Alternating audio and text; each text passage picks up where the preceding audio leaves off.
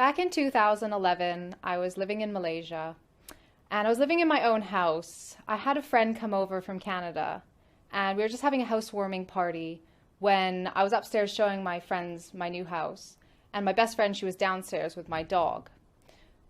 Suddenly I heard a loud bang, and my dog yelped. And I thought she just knocked something over, because she's a bit crazy anyway. When I went downstairs, my best friend looked absolutely shocked. She was so pale and white.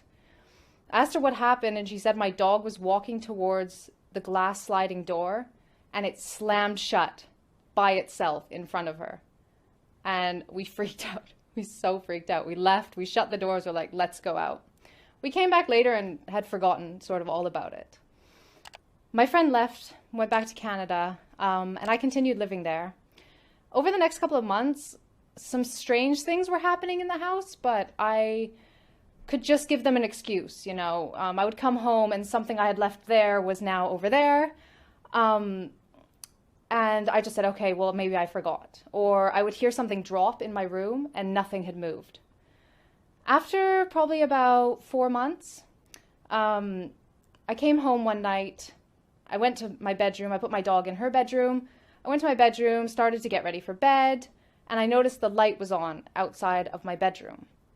So I went outside to turn it off. And when I did, I felt this feeling in my chest. And I'd had this feeling before. Because I was an atheist, I would have said, like, maybe it's a ghost. But I felt this feeling, and I heard a noise that sounded like white noise. And I got really scared because I didn't really know where it was coming from, but I sensed where it was coming from. I could feel like the direction that it was coming from. So I just shut off the light and I shut my bedroom door and I locked it. And when I turned around, something hit my door so hard. The whole door shook and my heart literally fell out of my chest. Like, I was terrified. I've been in situations where I thought I might die before, but I never sought refuge in a God because I didn't believe in any God.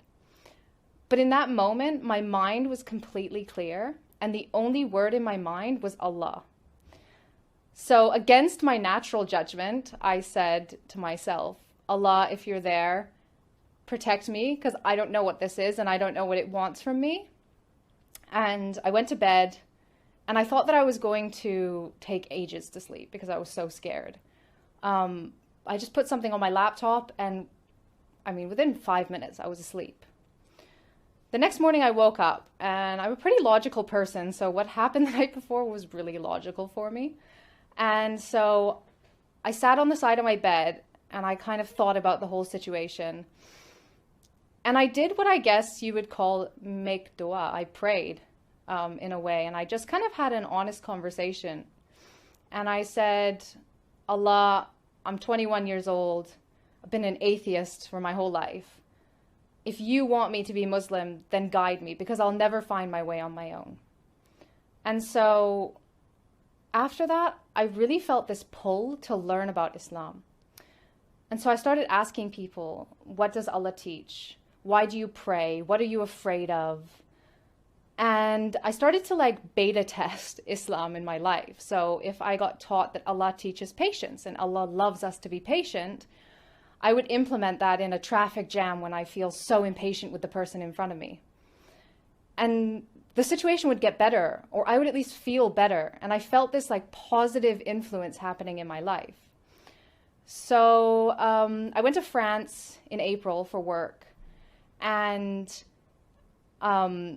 I actually stopped drinking while I was there. And this was months before I even thought about really converting. And I feel like these were baby steps that Allah was putting in my life to make it not such a big change when I finally decided to make the decision that He knew I would make eventually.